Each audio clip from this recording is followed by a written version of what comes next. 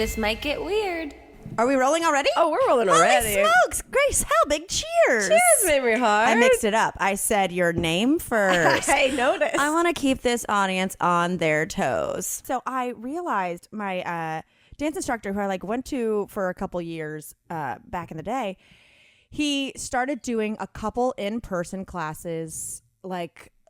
There's one at an outdoor gym, but it's 8:30 in the morning in Compton. But this one is at night, and it's oh, fun. 10 minutes away in a park. Cool. And I was like, I've seen him do it before, and I was just like, you know what? I'm ready. Yeah. Let's do it. Now's the time. I get there, and I'm like, all right, this is my first one back. I'm a little nervous, etc., but this will be fun. Fresh air, dancing as the sun sets. And then I remembered it was Memorial Day. Oh, and everyone is in the park, I'm sure. The park is fucking packed. Still, when it's almost nightfall, and we're in a park where there's a library, a beautiful library. Yeah. It's prom night. Oh, God. On a Monday. Oh, God. I don't even understand this. There's 50 kids taking pictures in satin dresses. Weird. Isn't that crazy? A prom on a Monday? But so I get there and I'm like, oh, people are still having barbecues. Yeah. And you guys are going to be doing a recital in front of them.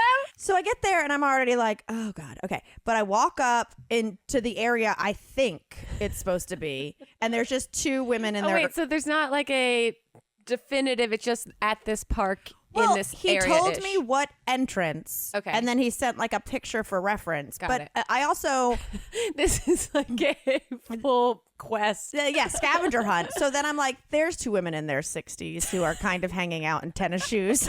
That are kind of loosening their ankles and their knees and doing something that looks like stretching. This looks like my speed.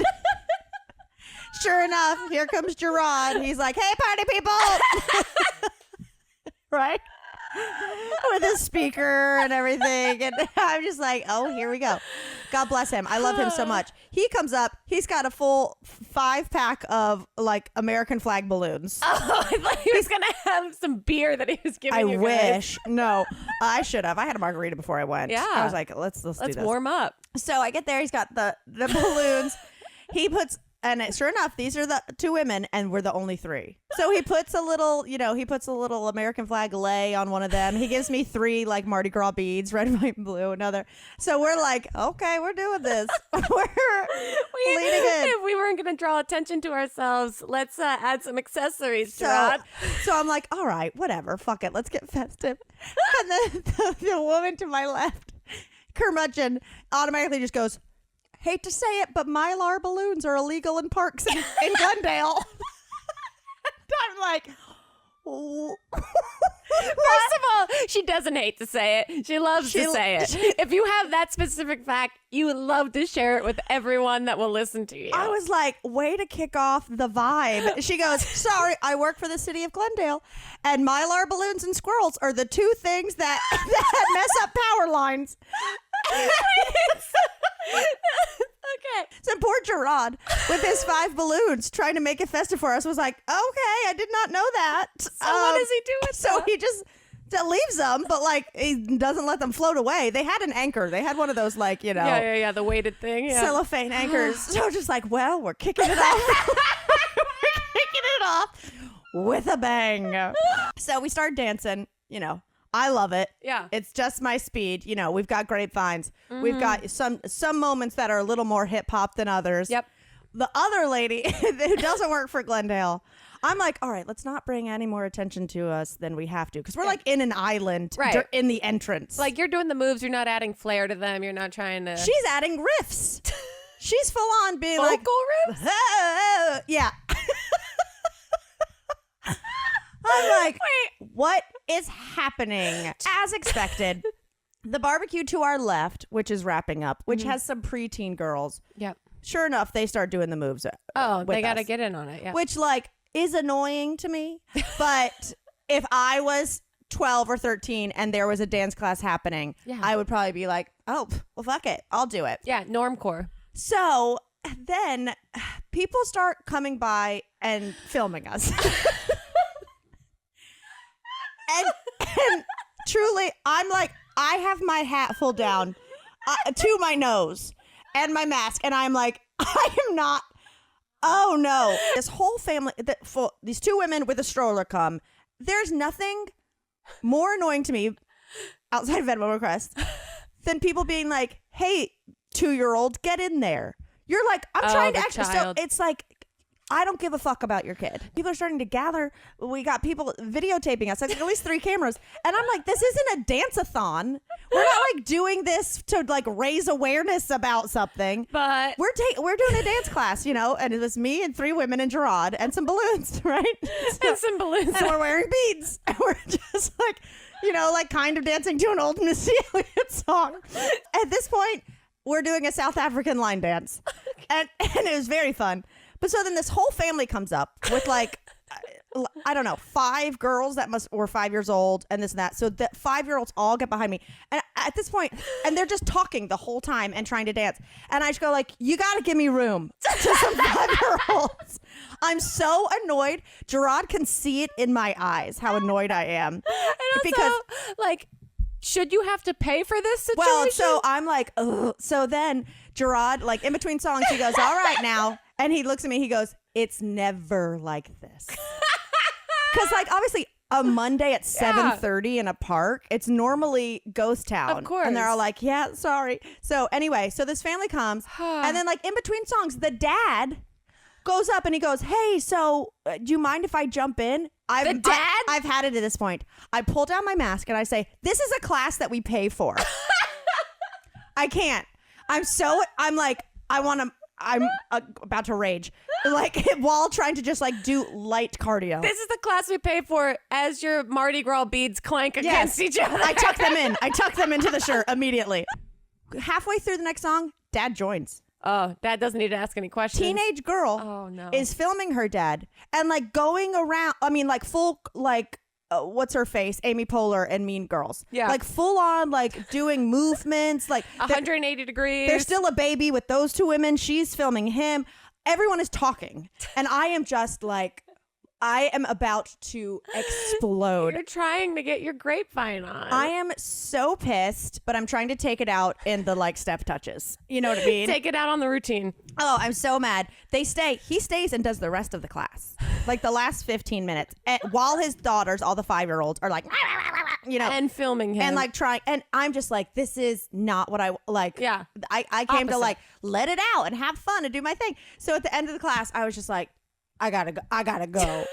Right? Like this is how like I gotta go get another margarita. This was not what I wanted. Yes. The Mylar manager was like, well, now you'll be comfortable on stage. And I said, I already am. I come here to escape. Could you deal? Perfect person. Absolutely. Forwards and backwards.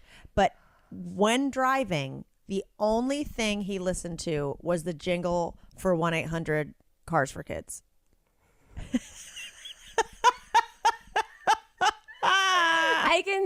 I can see the font for the commercial. It's in so my terrible, head. and with all the K's. Why are we spelling it with a K? You're not teaching children spelling at all. Also, what is Cars for Kids? Yeah, I think the premise because is children can't drive. I know.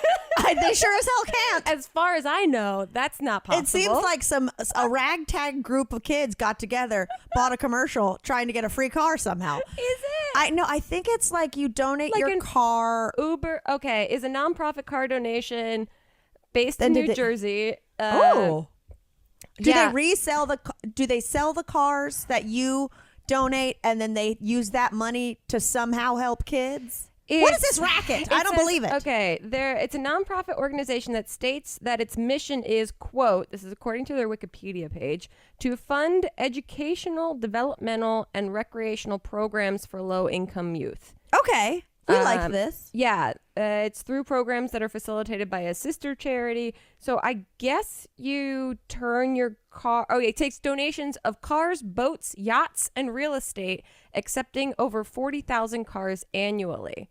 So I guess 40,000 people say, I'm done with my car. Give it to kids. Give it to kids. Don't sell it. Give it to the kids. I guess so. Who gives up a yacht? And also, I want the follow-up commercial of 1-800 Yachts for Kids.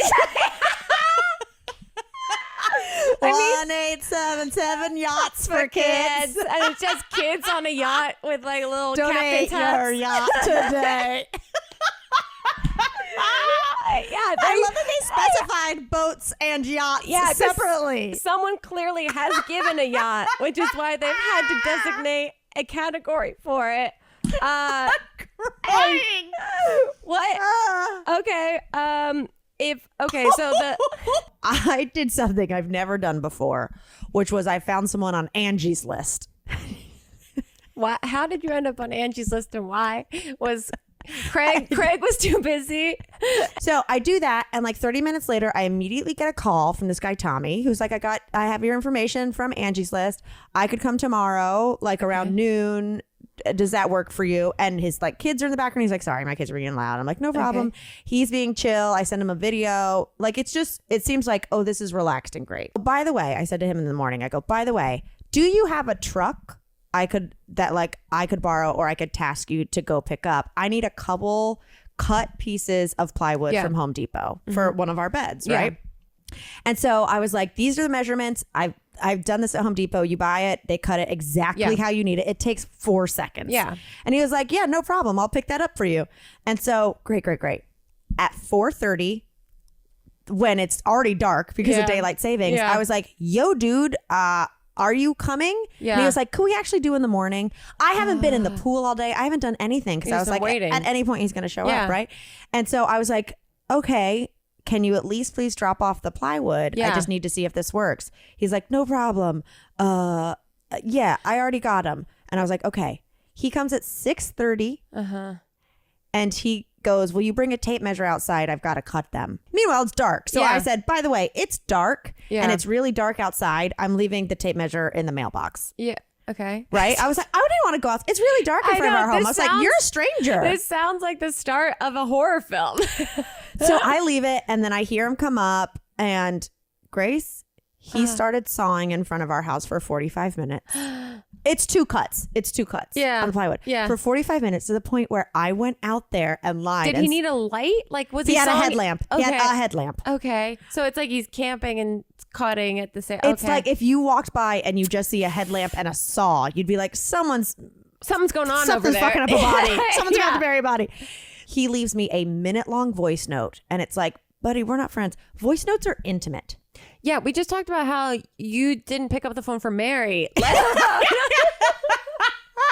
who you love dearly. Yeah, a voice note from a man from Angie's list. Not even a voicemail. Like, he full on sent me a voice note, and the only way I'm gonna get this information, I can't transcribe it. I have to listen. And I was like, I'm so sorry. I'm so sorry. Like, my buddy and the tools, and like, I really apologize. I was cringing every time I had to do another saw cut, and like, I'm really sorry. I'll see you in the morning. To power wash your pool. And I'm like, okay. So I just text him and I was like, all good, dude. All good. Send me how much it is just for the wood and the drop off, right? And but also I need you here by 9 o'clock because I need to go to the DMV tomorrow. He goes, no problem. I'll see you at 10. I kid you not. I said, no, you have to be here by 9. He said, I'll see you at 10. Directly, like in the same line. So Grace, I get up today, I get ready, he shows up, everything's good to go. I mean, he's like 15 minutes late. Okay. Everything's good to go. But at this point, I'm just like, let's just get her done. I just have to have it done. So I like let him into the back. I make sure all the doors are locked, all that jazz. I'm skipping over what happened last night, but let me just tell you the rest of this guy's story. Okay. So I go and I'm like, all right, well, I'm going to go to the DMV. I come back. First of all, it looks no different. Did he bring his own power washer or he used the one we had? No, he got there and he said, do you have any gasoline? And I said, excuse me, what? And he goes, I need gas for the power washer. I said, no, I don't just have gasoline. He goes, do you have one of those like red gasoline things for when you run out of gas? I go fill up. I go, no, I don't. No, I don't run out of gas at my own home. Well, we live half a block from a gas station. So anyway, I come back and I'm like, this is pointless. I can't believe I'm about to pay for a power wash where nothing is different. It's all the same, right? But here's the kicker. I come back from the DMV. Okay. I'm in the house annoyed Because he said, again, just like the song 2 minutes, he was like, this is going to take tops an hour. It's 2 hours, right? I peek my head out and I go, how much longer, dude? I'm sorry. I have to wrap this up. And I didn't even say like, I'm going back to LA. The house is going to be empty. I was like, I have guests coming very soon. He's like, no problem. I'll finish it up quick, which made him even worse at it. So then I'm sitting on the couch eating a quinoa bowl and I see him start talking to someone. And he's like, what are you doing? What are you doing? And then I'm like, oh, it must be another gardener. A neighbor, someone's coming and they're like, oh shit, sorry, we're here at the same time. Out from around the side is, do you ever see someone when you're like, you're still drunk from last night? It's a woman in a hot pink tank top with the biggest fake boobs I've ever seen, about 5 teeth and a side pony, walking around the side. And he goes, go back in the truck. Go back in the truck. Go back in the truck.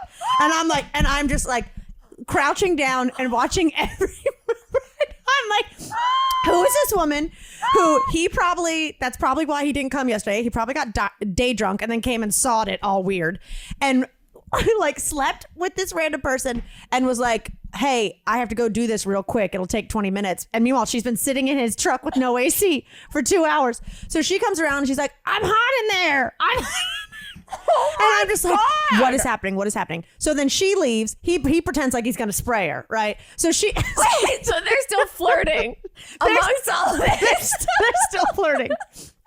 I had moved our furniture off into like the gravel areas away from the cement. So like he wouldn't have to spray around it. Okay. So our little couch is on the opposite side of the pool, right? So I can see it. It's facing me. It's not by the house, right? So I go back to like doing my thing and pretending I didn't see that. All of a sudden... She comes around again. He goes, what are you doing? What are you doing? She has come. She is sitting on our outdoor couch with a sandwich, drinking a Truly. And I'm like, what? He brought a date. And she's tailgating in our backyard. And she's truly like walking around the pool like they might fuck there, right? I'm like, if they start making out, I can't even. Where did she get the sandwich? Where did she get the Truly? It's finally like 8 p.m. Oh, wait, so we're going back in time to yesterday. This last night. Okay. Little thing. So it's like 8 p.m. The day is finally done. I've had so many people there. I've like cleaned and done all this shit. And now I have an actual headache from the saw. So I'm like, I'm going to make a cocktail. Yeah. And by God, I've been here 4 days and haven't put a toe in our pool. I'm going to get in the hot tub, right? Oh, no.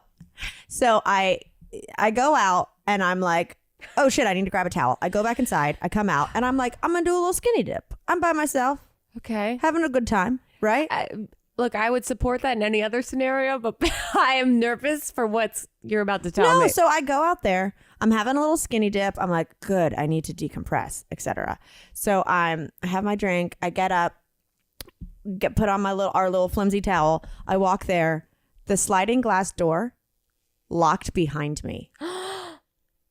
How? That's never happened before. Didn't think it was possible, right? It only locks from the inside. Yeah. You can't like pre-lock a sliding glass door. It won't close. I guess when I closed it, it somehow dropped. Grace? Not only that, you guys, our side door can like that people come in and out of like to get to the yard is a key as well. Yeah. So you can't leave unless it's unlocked. God. I am locked in the backyard after dark, naked. Oh my God. At 8 p.m. on a Sunday. What did you do? First of all, you broke the freak out. Window. Freak out. I'm checking every window. Yeah, I'm like just going, what the fuck? Because the spare key wasn't even in the front, a hide key. Yeah. There wasn't even a hide key. And I was like, I am fucked.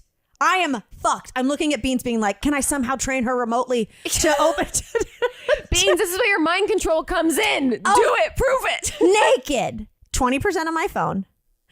And I'm just like, I don't even understand what I'm supposed to do right now. Oh my God. What do I do? So I immediately text Claire, our friend, and who's our designer as well. And I'm like, you're not going to believe this. I'm locked in the backyard naked. And she was like, what kind of hijink 90s movie do you live in? I was like, I just can't even.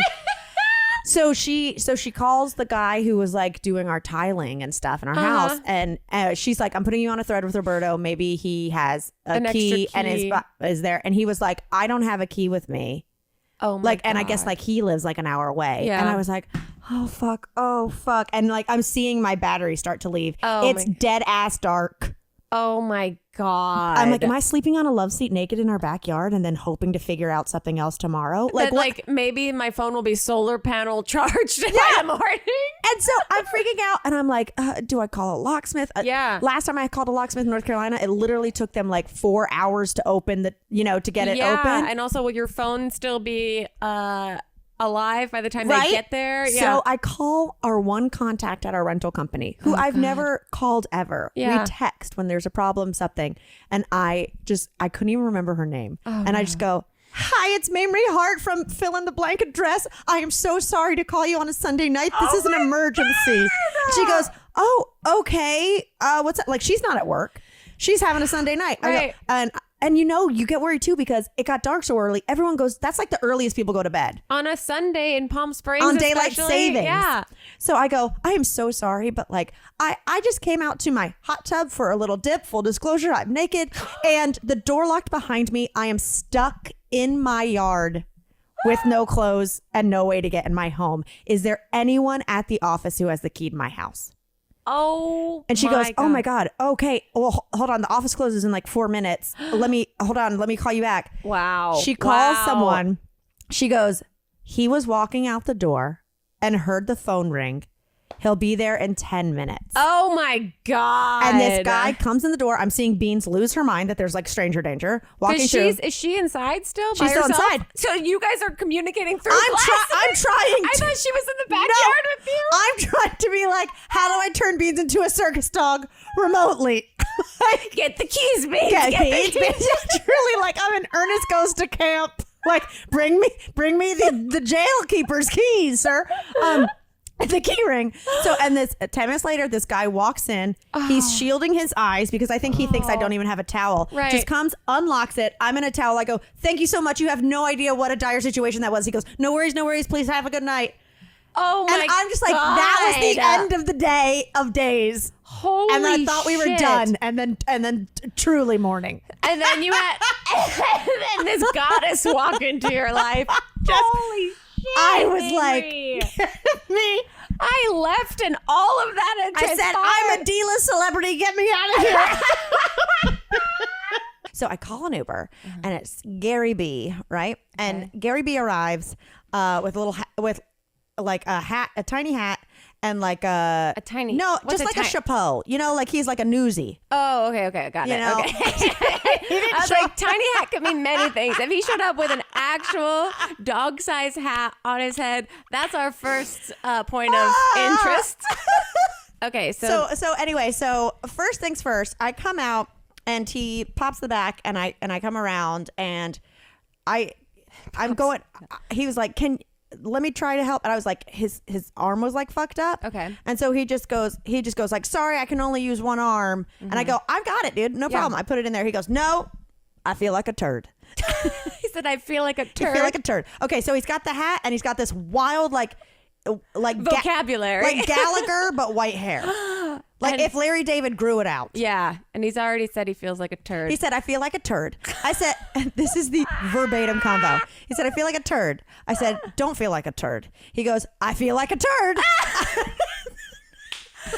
Oh, what I would pay to be someone getting picked up to your right or left at that moment. I mean, like, they got a good thing going on with that combo. So he goes, I feel like a turd. And so I was like, enough turds. And so we got in the car and he goes, well, no, because I can only really use one arm. And he goes, but I mean, if I had, you're somebody's daughter. And if my daughter had to put in her own bag, I would think he was a turd. And I went, again, I've heard the word turd more in the last 30 seconds than I had in years, right? And I can't tell if this is like an affectionate kind of like, I'm trying my Right. best, or if this is like a real, you're an Like he's in it. asshole. So Grace, so I'm like, buckle up, here we go. We have not left. Buckle up, literally, yeah. Yeah, the airport. I'm saying this goes right into convo. We're like circling through the gates. Yeah. And from there, he goes, no, I mean, I have a daughter. And we didn't know that she was going to be a girl until my wife gave birth, because I convinced my ex-wife at the time. I convinced her not to get an ultrasound so we didn't know what we were going to get, because the research that I've done, I think ultrasounds could cause autism. This is before we've left the airport. Wow. So he said he has He a feels daughter. like a turd. Feels like We've established we got the tri-turd commentary going on. He has a daughter. But it was a surprise because he didn't let his wife get an ultrasound, which I don't think like doctors will let you not get an ultrasound because they need to see, or he just didn't get the photo. Or they like didn't. No. He said she didn't get an ultrasound. But also Gary B is an old man. Yeah, Gary B might have delivered the baby himself. I don't know. But then we're driving. He's all over the road. All over the road to where it shows that there's traffic, because I landed at 5:30 in Nashville. Yeah. And he just goes, Google Maps, bunch of bozos. I know a different route. And I was like, oh, okay, here we go. So Gary B. So then he just goes, you let me know if it's too loud. I go, it's fine. He goes, because, I have ringing in my ears because of rock and roll. And he said, I'm a drummer. And I said, okay. And he goes, well, I was a drummer. I got the one arm. I'm a drummer. All right. And he goes, so when you're a drummer, when you're a professional drummer, Yes. again, we have gone a half a mile. Yeah. He goes, when you're a drummer, that's basically a hand grenade going off in your ear all day. And then he air drummed. He took his arms off the wheel. So both of them kind of work, turns out. So then he goes, you know how I know my hearing was bad? I said, I don't. He goes, I'd love to know. I like to go spelunking. Okay. I said, okay now. Yep. Okay. So you're going in some caves. You're doing some rock cavernous exploration. So he goes, I like to go spelunking. Okay. And I was in a cave for 7 hours. And people kept saying, can you hear that waterfall? We were walking towards the waterfall. Can you hear that waterfall? And I said, I can't hear it. And he said, my hearing is screwed up. And I said, That's the first time he realized when that he it was bad. spelunking and he couldn't hear a waterfall in the distance. Wow. I mean, I am at this point, I am just nodding and writing down everything he says. Yeah. And he goes, I've been playing drums on TV since 65. Go on. He says, first it was rock and roll. I was playing with Buddy Holly when I was 14 years old. All right, Gary B. All right, Gary B. Mm-hmm. And then immediately says, I've met Ringo Starr about 4 times. About 4 times.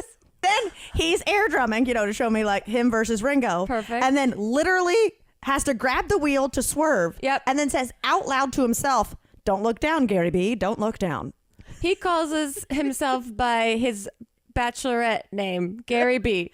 Oh, anyway, the last thing, the conversation we came to is he asked where I was from with my old name and all that, Yeah.